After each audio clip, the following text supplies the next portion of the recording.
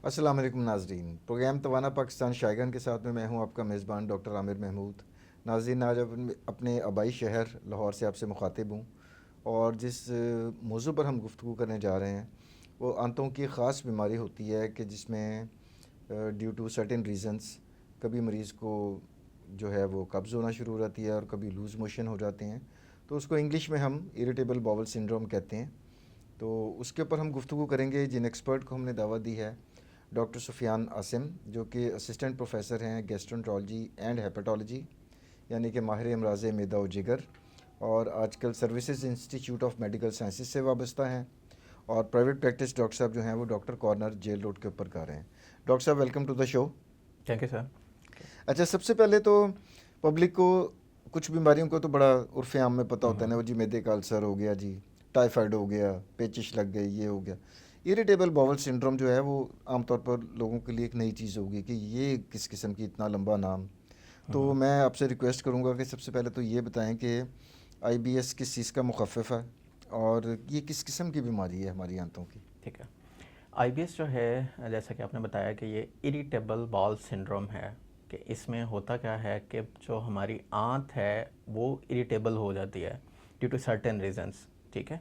और इरिटेबल वैसे आम उसमें डिक्शनरी में अगर उसका मतलब देखें तो वो होता है चिड़चिड़ा हो जाना और खाम खई बिल्कुल ऐसे है, बिल्कुल वो हो ऐसे है। जाना। ठीक है। जो उसकी नॉर्मल रूटीन है, जो नॉर्मल फंक्शन है, वो उसका जो है वो डिस्टर्ब हो जाना, नॉर्मल रूटीन से हट जाना, उसको बेसिकली जो है हम इरिटेबल बाउल सिंड्रोम कहते हैं। और इसमें एक चीज़ मैं बड़ी कॉमनली हाईलाइट करना चाहूँगा कि इसमें जो मेन मसला होता है वो आंत के अंदर कोई ज़ख़म या सोजन नहीं होती। यानी कोई स्ट्रक्चरल डिफेक्ट नहीं है। स्ट्रक्चरल जैसे डिफेक्ट अल्सर नहीं में है। हम देखते हाँ हैं जी, कि बिल्कुल। एक ज़ख़म बना हुआ है जिसकी वजह से तमाम अलामात आ रही हैं, बिल्कुल ऐसे है। तेज़ाबियत भी हो रही है, मैदे में भी दर्द हो रहा है। तो इसमें इस आईबीएस में उसके स्ट्रक्चर में कोई मसला नहीं है, लेकिन उसके फंक्शन फंक्शन करने में में मसला कोई है। प्रॉब्लम बिल्कुल, हुआ है, वो बिल्कुल किसी ऐसे वजह है। से जिच हुई है बिल्कुल इरिटेबल ऐसे हुई है, हुई है, ऐसे है, ऐसे जिसकी है। वजह से वो तमाम अलामात आ रही हैं। अच्छा डॉक्टर साहब, ये कितना आईबीएस कितना एक कॉमन बीमारी है पूरी दुनिया में और पाकिस्तान में क्या आदाद-ओ-शुमार है? इस बारे में हमारे पास कोई स्टैटिस्टिक्स हैं? इसमें डेफिनेटली जो है कुछ डाटा, जो इंटरनेशनल डाटा है, वो ऑलमोस्ट 15% तक ये दुनिया में बीमारी देखी जा रही है, 15% पॉपुलेशन में। लेकिन पाकिस्तान में थोड़ा सा इसका जो है वो इंसिडेंस ज़्यादा है। उसकी वजह कुछ जो है, अगर देखा जाए तो हमारे स्ट्रेसर्स हैं लाइफ में, क्योंकि ये डेफिनेटली फंक्शनल डिसऑर्डर है। और इसमें हमारा जो मेन जो डिस्टरबेंस होती है वो गट ब्रेन एक्सिस जो है उसका डिसफंक्शन होता है, जो यानी कि कि दिमाग और गट का जो जो हमारे कम्युनिकेशन निज़ाम है। हज़म है, हाँ जी, उसकी कम्युनिकेशन में कोई फ्लॉ आ जाता है, कुछ एरर आ बिल्कुल जाता ऐसी है, है, बिल्कुल ऐसी है, जिसकी वजह से ये अलामात हो रही होती बिल्कुल हैं। ऐसी है। अच्छा, एक तो हम इरिटेबल बाउल सिंड्रोम जिसे आपने बताया कि उसकी कारकर्दगी में कोई नुक्स पैदा हो जाता है जिसकी वजह से ये बीमारी होती है। जी इसमें जी, कोई वैसे स्ट्रक्चरल डिफेक्ट नहीं होता, बिल्कुल आंत ऐसी है। वैसे बिल्कुल देखने में बज़ाहिर ठीक होती है, फंक्शनल डिसऑर्डर है। एक और बीमारी होती है डॉक्टर साहब, इससे मिलता जुलता, उसका नाम है इन्फ्लेमेटरी बाउल डिजीज़। जी तो जी। इन दोनों में क्या फ़र्क होता है? जैसे कि हम नाम से जो है वो अंदाज़ा लगा सकते हैं कि जो इन्फ्लेमेटरी बाउल डिजीज़ है उसमें आंत के अंदर इन्फ्लेमेशन होती है, सोजिश हो सोजन गई। होती है। ठीक है। ओके। और उस सोजन की वजह से फिर आंत के अंदर ज़ख़म आना शुरू हो जाते हैं, और फिर ज़ख़मों के बाद आंत के अंदर स्कारिंग शुरू हो जाती है, और इसकी फिर फर्दर कॉम्प्लिकेशंस जो है वो स्टार्ट हो जाती हैं। जैसा कि आईबीएस जो है वो फंक्शनल डिसऑर्डर है, ना कि स्ट्रक्चरल डिसऑर्डर है। आईबीडी जो है वो बेसिकली स्ट्रक्चरल डिसऑर्डर है, ना कि फंक्शनल डिसऑर्डर है। ओके, यानी कि उसमें कारकर्दगी का मसला नहीं है, उसमें पहले सोजिश हुई ठीक है। और फिर ज़ख़म भी बनना शुरू हो गए हाँ और जी, फिर बिल्कुल। स्कारिंग हो गई, स्कैब से बनना शुरू हो गए दरुन बिल्कुल ज़ख्मों ऐसी के है। ऊपर। तो इसका मतलब है कि उसमें उसके स्ट्रक्चर में एक जी जी, जो है वो ख़राबी पैदा तब्दीलियाँ, हुई है खराबियाँ जिसकी पैदा वजह से होती हैं। तमाम अलामात आ रही हैं। अच्छा डॉक्टर साहब, आईबीएस के पेशेंट कौन से हमारी अवाम में से कौन से ऐसे लोग हैं जिसमें आपके एक्सपीरियंस में आया है कि वो आईबीएस से ज़्यादा मुतासर हैं? आईबीएस जो है वो ज़्यादातर अगर देखा जाए तो ये जो यंग जनरेशन है, यंग एज जो है, इसमें कॉमनली देखी जाती है। इसके साथ साथ ख़वातीन में इसका इंसिडेंस ज़्यादा है। इसके साथ जो है कुछ ऐसे कह लें कि गट स्ट्रेसर्स। ठीक है। फॉर एग्ज़ाम्पल किसी को जो है आंत का बड़ा सीवियर इन्फेक्शन हुआ, जैसे कि हम हैज़ा कहते हैं। ठीक है। उसके बाद जो है आंत की जो बेसिकली मोटिलिटी जिसको डिसमोटिलिटी कहते हैं वो उसके बाद एग्जैजरेट हो जाती है, मतलब यानी कि जो इन्फेक्शन। उसकी हरकत करने की हाँ सलाहियत है वो ज़्यादा बढ़ जाती है। हाँ, उसमें दोनों डिसमोटिलिटी उसमें कम भी हो सकती है, कम भी हो ज़्यादा भी हो सकती है और सकती ज़्यादा है, भी हो ज़्यादा भी हो सकती है। सकती है। तो गट स्ट्रेसर्स के बाद इसका चांस होता है। और फिर बड़ी कॉमन जो इसके साथ एसोसिएशन है वो है कि ऐसे लोग जो बहुत ज़्यादा ओवर थिंकर्स हैं, जिनको एंग्जाइटी रिलेटेड डिसऑर्डर्स हैं, जो हर चीज़ के बारे में एक्सेसिवली सोचते हैं, क्योंकि वो डेफिनेटली पंजाबी में जब कहते आपका हैं ब्रेन जो सोची पे है वो, आते बंदा गया हाँ जी, वही जब वाली ब्रेन बात। आपका हाइपर सेंसिटिव हो चुका होगा तो गट डेफिनेटली वो बार बार गट को सिग्नल्स भेजता रहेगा, जिससे गट जो है वो भी आपकी डिस्टर्ब होगी। तो उसका मतलब है कि नॉर्मल हालात में भी स्ट्रेस जो है वो बड़ा एक अहम किरदार अदा कर रहा होता है। बिल्कुल ऐसी है। और हमारे इल्ला माशाल्लाह हमारे माहौल के अंदर तो स्ट्रेस फैक्टर कदम कदम पर आप मिलेंगे। आप यहाँ से निकलेंगे तो ट्रैफिक में फंसेंगे, बिल्कुल ऐसी है। ट्रैफिक से निकलेंगे तो आगे ट्रैफिक पुलिस खड़ी होगी, वो आपके चालान कर रही होगी। घर बिल्कुल जाएंगे तो बिजली का बिल इतना ज़्यादा आया होगा, बिजली भी आ भी नहीं रही होगी लेकिन बिल बहुत ज़्यादा आया बिल पहुंच होगा। जाएगा।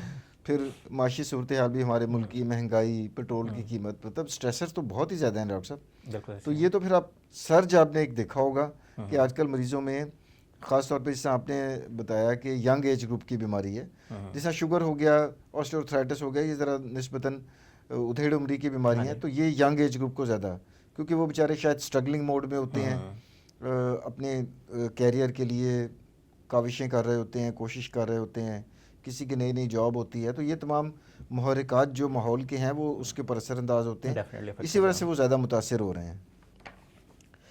अच्छा डॉक्टर साहब, अब हम आते हैं, ये तो हो गई वजूहात, हो गई किन लोगों में ज़्यादा होता है, ये तो वो चीज़ें हो गई ना। अब हम आते हैं इसकी अलामात की तरफ कि जो हमारे व्यूअर्स नाज़रीन प्रोग्राम देख रहे हैं वो ज़्यादा दिलचस्पी इसमें उनको होगी कि जनाब कौन कौन सी अलामात ऐसी हमारे हमारे अंदर हम देखें तो हमारा शक जाना चाहिए कि ये इरिटेबल बाउल सिंड्रोम या आईबीएस का शिकार हम हो रहे हैं। तो वो चीदा चीदा अलामात या अर्ली वार्निंग साइंस क्या होंगे इसके? अच्छा, इसमें जो है अगर हम इसका डायग्नोस्टिक क्राइटेरिया जो है, जो कि डेफिनेटली क्लिनिकल डायग्नोसिस है, ठीक है, ये किसी लैब से हम इसको डायग्नोस नहीं करते। तो जो मेन इसका डायग्नोस्टिक क्राइटेरिया है उसमें सबसे इम्पॉर्टेंट जो सिम्टम होती है वो है एब्डोमिनल पेन, पेट की दर्द, ठीक है। और ये जो पेट की दर्द होती है इसकी स्पेसिफिक एसोसिएशन होती है विद डेफिकेशन, मोशन करने के साथ जो है दर्द में बेहतरी होती है या दर्द बढ़ जाती है, ठीक है। दोनों सूरतें हो सकती दोनों हैं। सूरतें हो सकती हैं। और दूसरी जो सिम्टम है वो है ऐसे लोग जो बार बार स्टूल फ्रीक्वेंसी, मतलब दिन कितनी दफ़ा स्टूल पास किया इसके बारे में बहुत ज़्यादा कॉन्शियस होते हैं। जैसे ही वो कॉन्शियस होते हैं उनकी पेन जो है वो ट्रिगर कर सकती है। स्टूल फ्रीक्वेंसी और स्टूल कंसिस्टेंसी, कि स्टूल की जो शेप है, जो उसकी फॉर्म है वो किस तरह की है, ठीक है। और उसके अकॉर्डिंगली जो है ना, जैसे ही उसके सॉलिड है बारे में, या हाँ पतला पखाना है? हाँ जी बिल्कुल। तो उसके साथ जैसे ही उसमें थोड़ी बहुत भी तब्दीली आती है ये लोग बहुत ज़्यादा कॉन्शियस हो जाते हैं और फ़ौरन से इनकी सिम्टम्स जो हैं वो ट्रिगर कर जाती हैं। अच्छा, तो अब उसमें सुनने में आया कि इसमें कुछ पेशेंट्स जो होते हैं वो कब्ज़ की शिकायत करते हैं, कुछ कहते हैं कि जी कुछ अरसे के बाद हमें लूज़ मोशन होना शुरू हो गए हैं, कुछ कहते हैं कि जी ये बार बार कभी कब्ज़ हो जाती है, कभी लूज़ मोशन, इस तरह का पैटर्न भी देखने में आता है इसमें। इसकी डेफिनेटली सब टाइप्स हैं। उसमें जो है डायरिया प्रीडोमिनेंट एक फॉर्म होती है जिसमें मेनली जो है वो लूज़ मोशन के साथ पेशेंट प्रेजेंट करते हैं। कॉन्स्टिपेशन प्रीडोमिनेंट होती है जिसमें कॉन्स्टिपेशन जो है वो होती है, और एक मिक्स्ड बेसिकली जो है फॉर्म होती है जिसमें जो है कभी मोशन है और कभी लूज़ मोशन लग जाना। मेन अगर हम इसमें देखें तो जो फॉल्ट है वो गट के अंदर मसला का होता है, गट की जो मोटिलिटी है वो डिस्टर्ब हो जाती है। जब मोटिलिटी, उसकी हरकत तेज़ हो जाएगी, मोशन लग जाते हैं। जब उसकी हरकत कम हो जाएगी, तो कब्ज़ कॉन्स्टिपेशन हो हो जाएगी। जाएगी। हाँ जी, कब्ज़ हो जाएगी।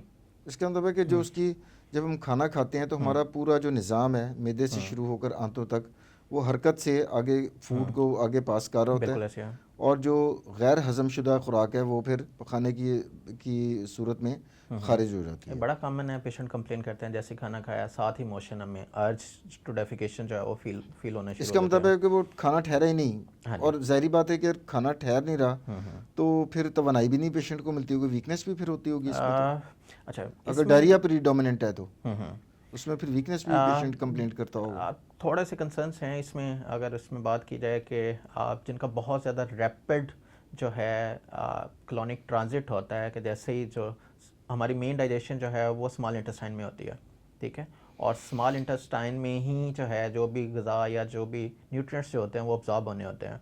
तो अगर रैपिड ट्रांजिट होगा तो उस सूरत में डेफिनेटली डिहाइड्रेशन का भी रिस्क होता है थोड़ा, और वीकनेस भी होगी। वीकनेस जो है वो पॉसिबिलिटी हो सकती है। लेकिन इसमें बड़ा कंसर्निंग है कि बहुत सिग्निफिकेंट जो है वेट चेंजेस नहीं होती, ठीक है।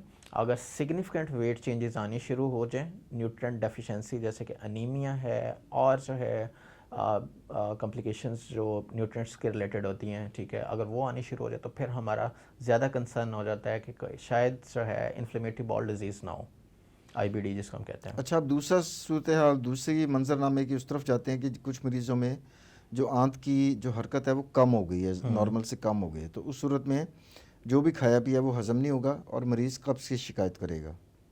ठीक है, जो आंत की हरकत अगर कम होगी तो उसमें कॉन्स्टिपेशन सिम्टम आएगी, लेकिन डाइजेशन जो है वो हो रही होती है, ठीक है।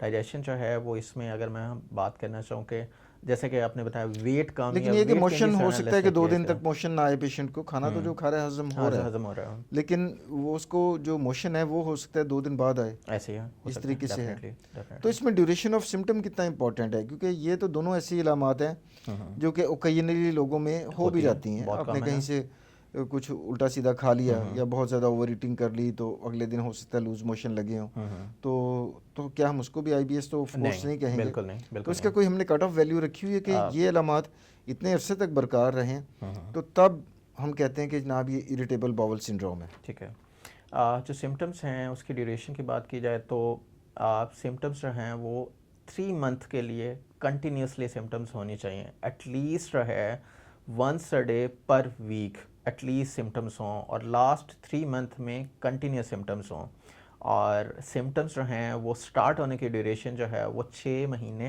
पहले 6 मंथ बिफोर जो है ऑनसेट ऑफ सिम्टम्स हो, ठीक है, तो फिर हम इसको आईबीएस जो है वो लेबल करते हैं। अदरवाइज़ जो है बड़ा कॉमन है हमारे सर्केडियन रिदम्स की अगर मैं बात करूं, हमारा 24 आवर का जो साइकिल है सोने जागने खाने पीने टॉयलेट बायोलॉजिकल का जो, क्लॉक हाँ जी, जो अल्लाह ताला ने अंदर बायोलॉजिकल हमारे क्लॉक लगाया है, हुआ है। ठीक है, तो उसमें जो है डेफिनेटली थोड़ी चेंजेस आती रहती हैं, ठीक है, तो उसकी वजह से डेफिनेटली हमारी गट जो है उसमें भी जो है स्लाइट चेंजेस आ सकती हैं, ठीक है, तो उसको उसके चेंज को हम आईबीएस के साथ लेबल नहीं कर सकते। अच्छा डॉक्टर साहब, हमारे मुल्क में मियादी बुखार या टाइफाइड भी बहुत कॉमन एक इन्फेक्शन है। आई एम श्योर कि बीइंग एन एक्सपर्ट आपके पास टाइफाइड के केसेस बिल्कुल भी ऐसा। आते होंगे। तो एक मरीज़ है जिसको टाइफाइड हुआ किसी भी उम्र के हिस्से में हुआ, उसमें और यंग भी है, तो उसमें आईबीएस होने का इम्कान बढ़ जाता है क्योंकि वो तो डायरेक्ट आंतों की एक इन्फेक्शन होती है। ठीक है, बिल्कुल ऐसे ही है कि कोई भी जो है आंत का सीवियर इन्फेक्शन, ठीक है, वो लेटर ऑन जो है लेटर स्टेज जब वो इन्फेक्शन क्योर होने के बाद जो है लेटर स्टेजेस पे आंत को सेंसिटाइज कर सकता है, ठीक है, जिसकी वजह से डेफिनेटली आईबीएस का रिस्क जो है वो होता है। और ये कॉमनली जो है, फिर मैं इस पर बात करूँगा, ऐसे लोग जिनमें स्ट्रेसर्स होते हैं, यंग एज है, मुश्किल परेशानी फीमेल्स रहती है, हैं, हाँ ठीक जी। है, फीमेल जेंडर थोड़ा सा ज़्यादा सेंसिटिव होता है स्ट्रेसर्स के लिए, उनमें ज़्यादा चांसेस होते हैं।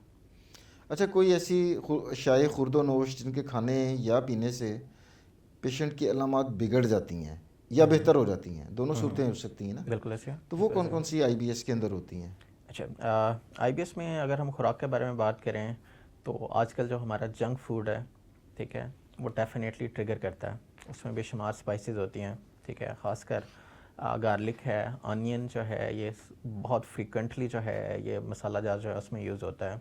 कोल्ड ड्रिंक्स हैं, caffeinated drinks basically, carbonated drinks जो हैं ये ट्रिगर करते हैं, स्वीट्स हैं, चॉकलेट्स हैं, ये हमारे तो यंग वंस की टोटल खुराक ही ये बन रह गई हुई है डॉक्टर साहब, आ, अगर आप गौर करें बिल्कुल तो ऐसे है। कुदरती चीज़ तो हम बहुत दूर होते जा हम रहे जो हैं ना। है बेसिकली ऑर्गेनिक डाइट से जो ना बहुत ज़्यादा मतलब जो है इसमें दूर होते अलमिया जा ये रहे है हैं। ना कि डॉक्टर साहब जो जंक फूड या फास्ट फूड है वो बहुत ज़्यादा एक्सेसिबल भी हो गई है, आपके दस्तरस में भी आ गई है बिल्कुल ऐसे है। और कंपैरेटिवली सस्ती भी है। अब अगर आप प्योर ऑर्गेनिक की बात करें तो वो बदकिस्मती की बात है कि उनकी कीमतें ज़्यादा हो गई हुई हैं और वो इतनी ज़्यादा आसानी से दस्तयाब भी नहीं है शायद अब। मेरे ख़्याल में जो है मैं जो बिलीव करता हूँ कि ऑर्गेनिक डाइट अभी भी हमारे पास ऑप्शंस हैं, ठीक है, सिंपल अगर मैं बात करूँ, दही जो है वो मैदे के लिए एक नेमत है, ज़बरदस्त चीज़ है। फाइबर जो है वो नेमत है, ठीक है, और सैलड सब्जियां वगैरह जो हैं वो नेमत हैं, ठीक है। तो अभी भी मेरा नहीं ख्याल कि ये कॉस्टली हैं, ठीक है। मैं जो अपने पेशेंट्स को रूटीन में जो रिकमेंड करता हूँ, दो चीज़ों पे सबसे ज़्यादा एम्फेसाइज़ करता हूँ।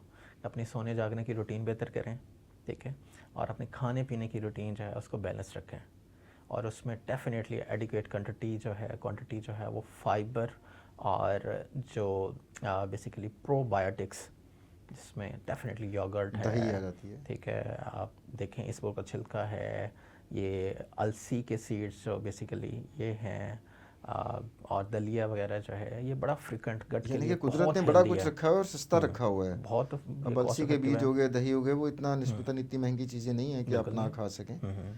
तो ये कि ज़्यादातर चीज़ें जो हैं वो हमारे इख्तियार में मॉडिफाइबल रिस्क फैक्टर्स हाँ हैं जी, ये, बिल्कुल ऐसे है। जैसा आपने बताया।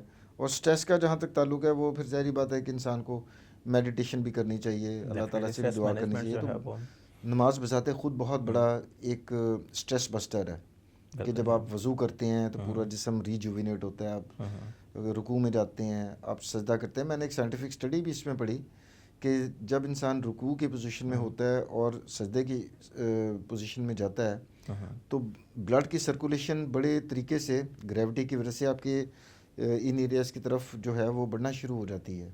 उसके बड़े पॉजिटिव इम्पैक्ट, स्पिरिचुअल जो इम्पैक्ट है उसका बड़ा पॉजिटिव साइंस ने भी प्रूव की है। डेफिनेटली। अच्छा डॉक्टर साहब, डायग्नोसिस तो जिस तरह आपने बताया कि ये एक फंक्शनल डिसऑर्डर है, उसकी सिर्फ कारकर्दगी में कुछ सुकम आ गया, कुछ नुक्स पैदा हो गया, लेकिन स्ट्रक्चर उसका बिल्कुल ठीक है।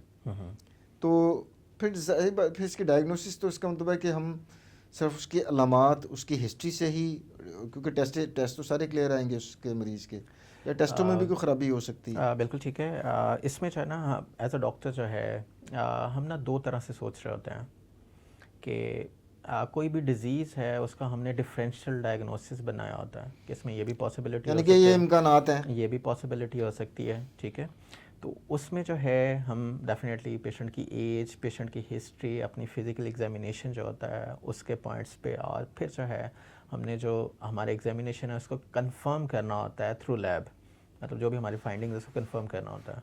तो उसमें जो है हम ज़रूर बेसिक टेस्ट रिकमेंड करते हैं, और टेस्टों का जो मेन मकसद है वो ये है कि खुदा न खास्ता कोई सीरियस मसला तो नहीं है, सारे टेस्ट नॉर्मल ही आ रहे हैं जैसा कि हम IBS में एक्सपेक्ट करते हैं। इसमें बड़ा कॉमन है, हम CBC करवाते हैं, कंप्लीट ब्लड काउंट है, CRP का एक टेस्ट है, उसमें हमने देखना होता है इन्फ्लेमेशन तो नहीं है, CBC में अनीमिया तो नहीं है, ठीक है। उसके बाद फिर गट की इन्फ्लेमेशन के लिए हम स्टूल टेस्ट, कुछ स्पेसिफिकली फीकल कैलप्रोटेक्टिन लेवल्स हैं वो रिकमेंड करते हैं देखने के लिए कि आंत के अंदर सोजन तो नहीं है। उसके अलावा फिर स्मॉल इंटेस्टाइन की कुछ जो है, जैसे कि फूड एलर्जीज़ जो हैं वो एक पॉसिबिलिटी हो सकती है। उसके अलावा ग्लूटेन सेंसिटिविटी, ग्लूटेन रिलेटेड जो है उसमें सीलिक डिजीज़ बड़ी कॉमन है, उसकी भी सेम अपेरेंटली सेम सिम्टम्स के साथ पेशेंट प्रेजेंट करता है। तो वो हमने टेस्ट करवा के हमने रूल आउट करना होता करने है हैं कि कि ये बीमारियां ये तो नहीं चीज़ें है। नहीं हैं, हाँ जी, बिल्कुल। और वो अगर नहीं होती तो हम कहते हैं कि ये हाँ, ये इरिटेबल बाउल IBS है। सिंड्रोम हाँ है। जी, so it's a diagnosis of exclusion exclusion, in बिल्कुल। फैक्ट। अच्छा डॉक्टर साहब, आप चलें, जो भी तरीक़ाकार आपने एक बड़ा अच्छी मेथडोलॉजी आपने शेयर की कि हम तमाम मुमकिन जो वजूहात हो सकती हैं सीरियस नोयत की भी, उनको हम रूल आउट कर लेते हैं कि जनाब ये नहीं है तो फिर IBS ही है। जी अब जी। आपने ये सारा कर लिया, आपके कंफर्म हो गया डायग्नोसिस के IBS है, बाकी सारी इन्वेस्टिगेशन ठीक आई हुई हैं, इलाज क्या करते हैं? ठीक है, इलाज जो है वो हर पेशेंट में पेशेंट स्पेसिफिक जो है, अगर मैं बात करूँ, अच्छा, टेलर्ड थेरेपी देनी हाँ, होती है टेलर्ड इसमें, थेरेपी जो है वो कोई हमने एक देनी है। यूनिवर्सल फार्मूला नहीं है? सबसे यूनिवर्सल जो चीज़ है, वो सबसे अहम जो चीज़ है वो है रीएश्योरेंस, कि आपने तसल्ली दे मरीज को। घबराना नहीं कि ये कोई सीरियस बीमारी है, ठीक है। इसमें जो है ना तो आंत के अंदर ज़ख़म होते हैं, ना ही आंत के अंदर कोई सोजन होती है, और ना ही खुदा न खास्ता ट्यूमर का किसी भी तरह का इसके अंदर कोई रिस्क होता है, ठीक है। और दूसरी चीज़ है, हमने स्ट्रेसर्स कि उसकी कौन कौन सी चीज़ें जो हैं, आया कि वो डाइटरी हैं या जो है वो एंग्जाइटी रिलेटेड स्ट्रेसर्स हैं, उनको एड्रेस करना होता है।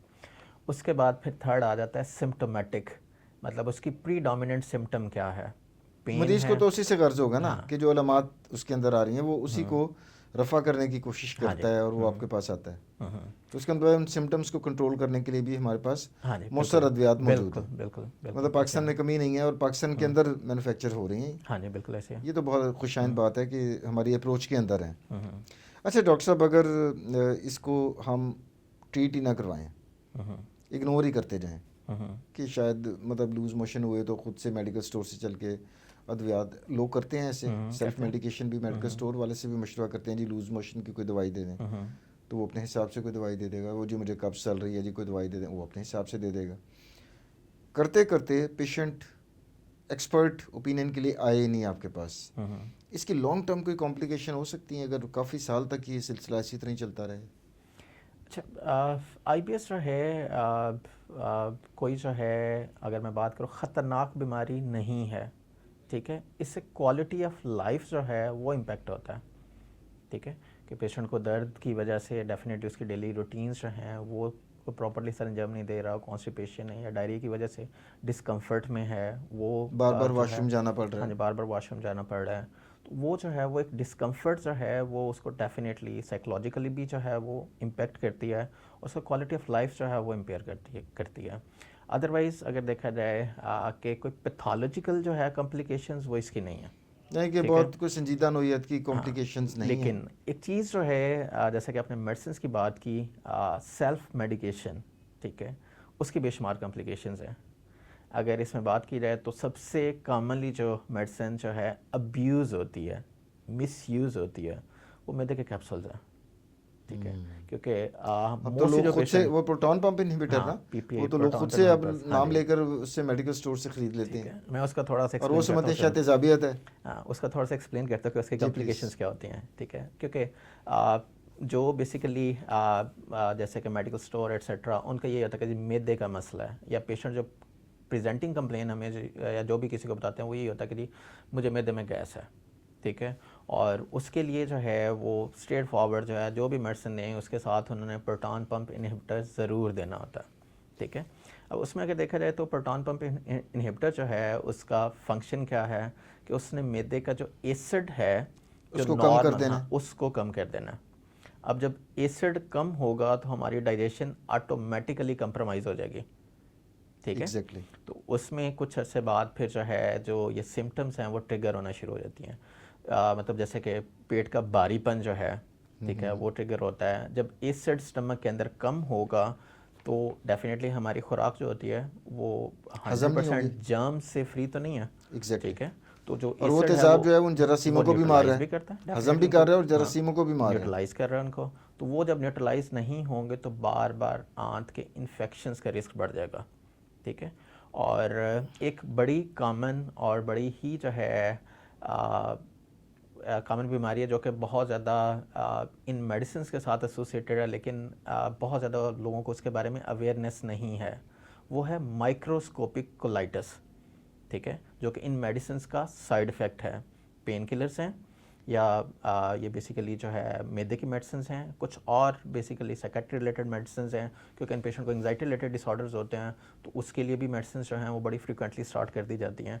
तो उनका एक साइड इफ़ेक्ट जो है वो है बड़ी आंत के अंदर उसकी निचली लेयर जो होती है, दरमियानी लेयर जो होती है, उसके अंदर सोजन करती है और उसकी भी सिम्टम्स सेम ही होती हैं, मोशन लग जाते हैं, पेट में दर्द होती है। तो मोस्ट ऑफ द पेशेंट जिनको आईबीएस जो है वो हम प्रॉपर रीअश्योरेंस और बाकी सारे जो भी इसके मेथड्स हैं उसके साथ ट्रीट कर रहे होते हैं, लेकिन रिस्पांस नहीं आ रहा होता, उसमें हम ज़रूर जो है कोलोनोस्कोपिक एवेल्यूएशन के साथ माइक्रोस्कोपिक कोलाइटिस जो है, जो कि बायोप्सी की डायग्नोसिस है, मतलब हम टिश्यू लेते हैं वहाँ से टिश्यू सैम्पलिंग लेते हैं और उसमें लेबोरेटरी उसकी भिजवाते हैं। डायग्नोसिस होती है। तो उसको जो है हम डेफिनेटली एज अ गैस्ट्रोएंटरोलॉजिस्ट जो है वो हम उसको डायग्नोस करने की कोशिश करते हैं, और ये बड़ा फ्रिक्वेंट जो है आईबीएस के साथ एसोसिएटेड है। और फिर फर्दर जो है माइक्रोस्कोपिक कोलाइटिस जो है इसके पेशेंट जो हैं बाद में लेटर ऑन आईबीडी में कन्वर्ट हो सकते हैं, जिसमें फिर वही सोजिश होगी, फिर जख्म भी बनेंगे। हाँ, बिल्कुल, इसका मतलब कॉम्प्लिकेशन फिर हो सकती हैं अगर आप आईबीएस, दवाइयों का बेदरेख हाँ, इस्तेमाल खुद आईबीएस जो इस्तेमाल है करें। उसके साथ बजाते खुद एसोसिएशन नहीं है, होती, बजाते खुद नहीं है, लेकिन अगर आपने जो इसको बिगाड़ दी है अपनी मर्जी से मेडिसिन लेकर या मेडिकल स्टोर वाले से मेडिसिन लेकर, जी तो जी उस सूरत में ये पेचीदगी हो सकती है। बिल्कुल बिल्कुल ऐसे है। अच्छा डॉक्टर साहब, अब हम प्रोग्राम के अख्ताम की तरफ बढ़ रहे हैं। आपने बड़ी दिलचस्प मालूमात शेयर की, तो मैं चाहूँगा कि आईबीएस के हवाले से जो हमारे अवामुन्नास पब्लिक के प्रोग्राम देख रही है, इसको टेक होम मैसेज आप क्या देना चाहेंगे प्लीज़? आईबीएस के हवाले से जो है, आईबीएस के बिल्कुल एक बीमारी है। इसके सिम्टम्स जो हैं जैसे कि पेट में दर्द और आंत की हरकत जो है उसका डिस्टर्ब होना बिल्कुल होता है, ठीक है। और ये गट ब्रेन एक्सिस डिसफंक्शन का मतलब ये नहीं है कि पेशेंट के जो सिम्टम्स हैं वो सिर्फ ब्रेन में है। ये डेफिनेटली हमारी पेट के अंदर जो है इसके मसाइल होते हैं और इसका डेफिनेटिव ट्रीटमेंट अवेलेबल है, पाकिस्तान में अवेलेबल ज़रूर जो है हम इसको मैनेज करते हैं। और इसके हवाले से सबसे अहम जो चीज़ है मैं जो अपने पेशेंट्स को रिकमेंड करता हूँ वो ये चीज़ है कि अपने स्ट्रेसर्स कम करें, अपने सोने जागने की रूटीन जो है उसको बराए मेहरबानी बेहतर करें और अपने खाने पीने की रूटीन जो है उसको बेहतर करें। सेहत एक नेमत है और इस नेमत की हिफाजत करें। Thank you. बहुत शुक्रिया डॉक्टर साहब। आखिर में नाज़रीन, मैं डॉक्टर सुफियान आसिम साहब का शुक्रगुज़ार हूँ कि आईबीएस जैसी एक आम बीमारी जिसमें कभी लूज़ मोशन शुरू हो जाते हैं, कभी मरीज़ को कब्ज़ हो जाती है और आमतौर पर ये कम उम्र अफराद जो हैं उनको ज़्यादा मुतासर करता है, उसके ऊपर इतनी तफसीली गुफ्तगू की। उम्मीद करता हूँ आपको आज की एपिसोड पसंद आई होगी। अगले प्रोग्राम तक के लिए डॉक्टर आमिर को इजाज़त दीजिए। अल्लाह हाफ़िज़।